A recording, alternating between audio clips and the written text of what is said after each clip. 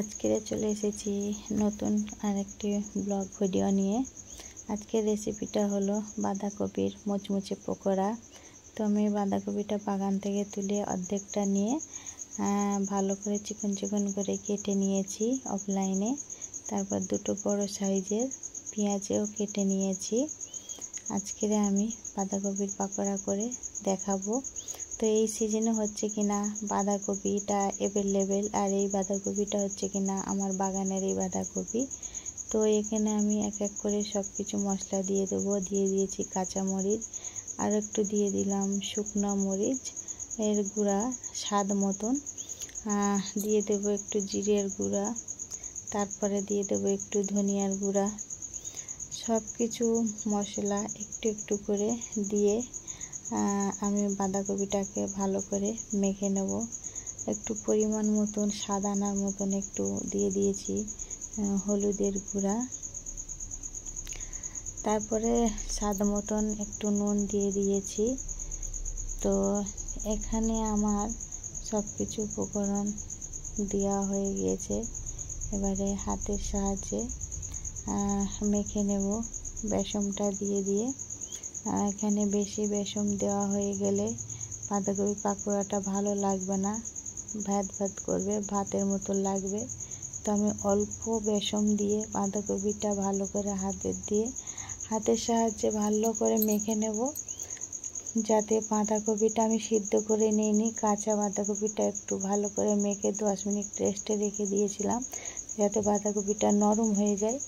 তারপরে কড়াইতে একটা তেল দিয়ে বাঁধাকপিগুলো হাতের সাহায্যে শেপ দিয়ে এক এক করে কড়াইয়ের মধ্যে দিয়ে তেলে ভালো করে এপিট ওপিট করে ভেজে নেব। হ্যাঁ বন্ধুরা, আর একটা জিনিস বলতে ভুলে গিয়েছি, যে কোনো তেলে ভাজার মধ্যে হচ্ছে কিনা কর্নফ্লাওয়ারটা ইউজ করলে ওইটা হচ্ছে 3-4 ঘন্টারও বেশি মুচমুচে থাকে।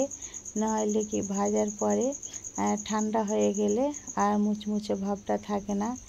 এই গোপন টিপসটা আপনাদের সঙ্গে শেয়ার করলাম। তো কেমন আছেন সবাই? আসসালামু আলাইকুম সব আপাদের ভাইয়াদের, আমার যারা ছোট ভাই ও বোনেদের সবাইকে আমার সালাম জানাই, ও কাইম লাইফস্টাইলের চ্যানেলের পক্ষ থেকে সবাইকে অনেক অনেক শুভেচ্ছা। তো এখানে আমার এক পিঠ ভাজা হয়ে গেছে, তো ও এক এক করে আমি সব উল্টে দিয়েছি। এখানে আমার প্রায় হয়ে গিয়েছে। এবারে হচ্ছে কিনা নাড়াচাড়া করে তুলে নেব। এক পিঠ হয়ে গিয়েছে পুরো, বেশি লাল হয়ে গেলে আর কি তিতো তিতো ভাব লাগবে, বেশ ব্রাউন কালার হয়ে গেলে তুলে নিতে হবে। এখানে দেখেই বোঝা যাচ্ছে আমার কত সুন্দর কালারটাও এসেছে, আর অনেকটাই মুচমুচে ভাব এসেছে। এইভাবে বাঁধাকপির পাকোড়া কে কে করেন আমাকে কমেন্টে জানাবেন, আর যারা এইভাবে করেন না আমার মতন একটু করে দেখবেন, অনেকটা খেতে টেস্টি লাগে। এই রকম বাঁধাকপির পাকোড়া যদি সন্ধে চায় নাস্তার সঙ্গে থাকে তো একদম জমে যায়, খুব সুন্দর খেতে হয়েছে। আর বাঁধাকপির পাকোড়া হচ্ছে কিনা যারা খায় না, এইভাবে যদি একবার করে বাড়িতে ট্রাই করে দেখবেন আমার মতো, তারাও খাবে এবং আপনার নামও করবে। তো আবার আমি বাদবাকি যেটুকু আছে সেগুলো আবার একে একে দিয়ে আবার ভাজা করে নেব।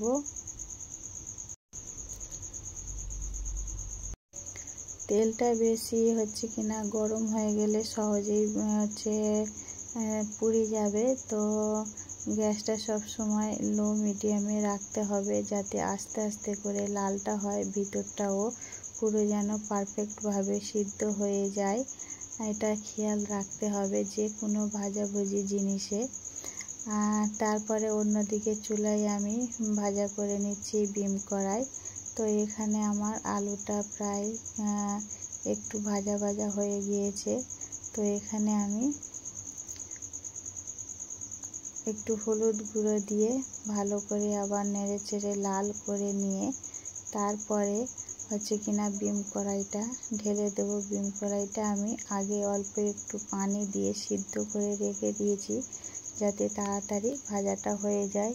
ওই জন্যে আগে আলুটা লাল করে নিচ্ছি, তারপরে বিম কড়াইগুলো সব আলুর মধ্যে ঢেলে দেব।